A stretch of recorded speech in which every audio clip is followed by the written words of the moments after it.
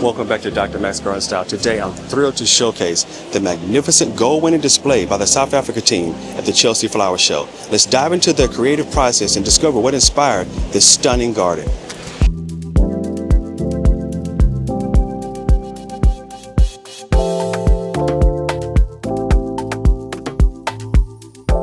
The inspiration for this garden is all about the southern point of Africa, especially the Cape. We call it the flower basket of Africa because it's so abundant with flowers, and that's why I have this weave also around it. South Africa is also traditionally known as basket weaving, so I wanted to bring that human element into the garden of the people, but also portray it as the flower basket of Africa. There are two beaches.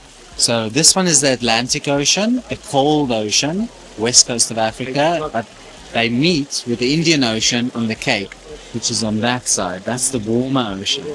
Now with our mountains and the cold ocean and the warm ocean, that interaction between those three elements give way to so many microclimates that we have in the mountains, and that is why we are so abundant with our flora. So many different, almost the most species in the world after the Amazon. So that's why we are so famous for our flowers. I've got this canyon that cuts through the Fynbos mountain, the Proteas mountain. That's from the Eastern Cape, and it's a place called Storms River Mouth. And when you look into that canyon, it's got this dark amber water, which the Cape is so famous for. Here we also recreated that color with rooibos tea, red bush tea, which we put in the water, and all our cliff-dwelling plants. And these cliff-dwelling plants are very famous around the world. It's used all over as pot plants, but nobody knows it's actually rooted back in Africa. People, they just buy it in the shop and it's just a plant. But I want to show them how they grow in their natural space, between the water, with their companion plants. And then we have some very special plants. One that's the first time here at Chelsea for us is this pink one here. It's Dyza uniflora. It's an orchid that grows on Table Mountain. And they flower Valentine's Day in South Africa. So people come from all over the world to come and see them en masse on Table Mountain. And so it's not their flowering time now. Somebody, especially from the Netherlands, brought us a little box with a few of them in flower now. So that's quite special to have them here. And then we have about 25,000 Proteas, which is these big flowers here in the garden.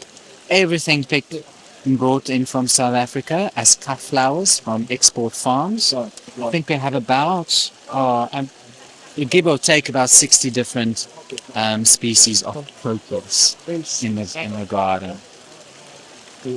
How long did it take to build this here? So to plan the display takes a year, to build it takes 2 weeks.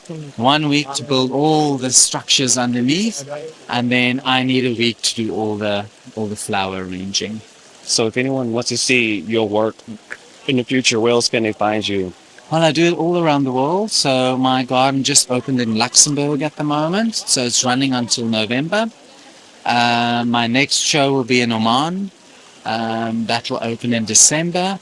Then we will be going to Shanghai and Shenzhen in China, Fukuoka in Japan in March, and then Chelsea Flower Show in Singapore in August, and Philadelphia. When is that? July. Well, what does it mean to you to win gold here at Chelsea?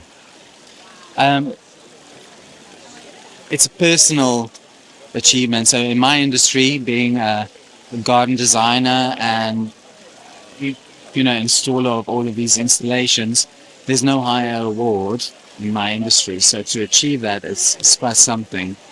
Not only for me, but this is really South Africa, because it's our floral heritage, the beauty that we have there that we come and display. The flowers talk for themselves. I just have to arrange them a little bit so people can appreciate the textures and colors together. But it really is truly a gold award for South African flowers, South African people. Yeah. But personally, I'm very happy about the award. It's really nice. But this year we didn't only get the gold award, we also got the Lawrence Award, which I don't have here because it's a solid gold coin.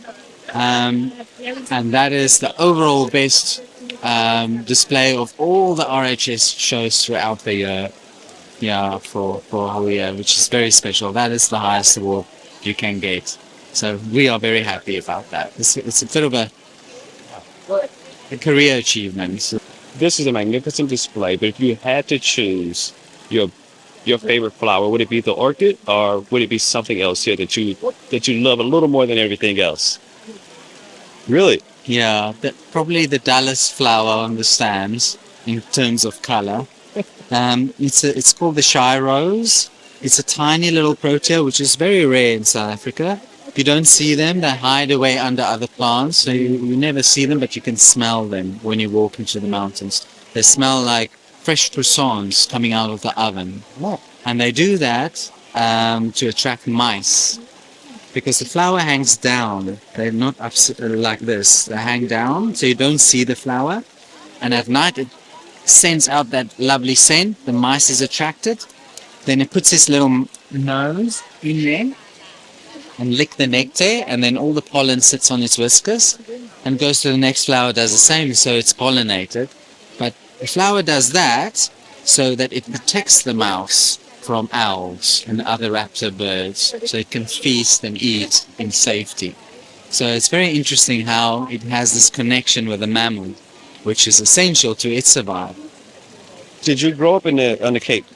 I grew up on the border of Mozambique. Okay, on the other side of the patch. Right on the other side, yes. So a lot warmer, more tropical, bushveld, yeah. Yes. So I love all flora of South Africa, and I do a lot of videos of South African flora in the mountains, wherever it is, to show people all the little different personalities of the plants and how they interact with other plants, animals, birds or insects. Give them personality, and then people find it interesting and look out for them, and hopefully, develop affection for our plants so we don't lose them. So if someone wanted to follow you and your work, do you have a social media or anything, or any way people keep up with you? Best way is either Facebook or Instagram. It's Leon Kluge, LeonKluge, and you'll see all my videos and my posts on South African flora. I appreciate your time. Thank you very much. Pleasure. Thank you. One of the largest displays here. Yeah. How many people did it take to pull this together? Actually, it was 8 people, and then luckily we have some volunteers. We ended up being like 13, 14 people. And then the stems of flowers, I think we have to flew from South Africa. It was 25,000 25,000 stems of flowers. stems of flowers. Then when they came in, we have to prepare like 500 buckets of water, yes, because they've been in boxes, and then now they look a little bit distressed. We have to cut them a little bit at the bottom, put them in the water so they can drink. So unseen beneath all of these flowers are vases with all of these flowers sitting in water right now. Yes. Yeah, there is water. They are in water now. Wow. But long hours, early in the morning, we come here around 6:30, and then we leave 9 when they are chasing us out. Oh, they're chasing you out at the end of the night. Oh, people who see this display and they want to grow some of these beautiful protea, if they want to do it, what are the conditions that they would have to grow these flowers? They just love to grow in warm temperatures. Here, I think if you have a greenhouse, that's when you can try to grow them. Actually, if you will try to grow them outside, like in your normal garden, it will be very hard. And the other thing with the proteas, we collect seeds, because then we don't much do them in cuttings, and then you will have to smoke the seeds to break the dormancy. You have to put a smoke on them, like for, let's say, for 30 minutes, and then it's because they need to open up. It's because even we can have the seeds of this thing, but if it didn't open up, it can lie forever in the ground, and then nothing will happen. So they need smoke They need smoke to actually break dormancy. Yeah. Wow. And then from there, you can sow it. I believe in a month, then you will start to see them pushing out of the soil. Okay. And But the best place you would say would be in a greenhouse, In a warm greenhouse, conditions, yeah. In a very warm year-round condition. warm. Yeah. Do they like a lot of moisture? How much? no, they're not that fussy. Just make sure they don't get dry. Just don't let them get dry or Yeah, cold. just they don't get dry, they don't get cold. Yeah, Okay. and then you will see them coming out. At the end of it, you have pulled this together. Are you happy? Was the team happy with the result? Yes, yeah, we were very happy. We were very happy with the results. And then with the most thing that I think the guys are really happy with is the people coming in and see it. And then even if you're standing there, you hear people passing, they'll be like, wow, I never seen anything like this. So winning the gold, it's one of the best things that happened to us, but the people. To hear the people like saying, I never seen something like this in my life. It makes you realize that the team did a really good job. They did a really good job. I would say it's more about the people, and then that satisfaction that you get when people they compliment your stand, it's priceless. Priceless. It's priceless. My opinion, this is the best floral display here. Thank you, sir. I didn't want to say it at first. If I didn't, I'm saying it now. Yeah. I already voted in my head. This is number one. This is absolutely impressive. Thank you so much. Yeah. I don't want to hold you up. I know that people want to talk to you, but I thank you for your time.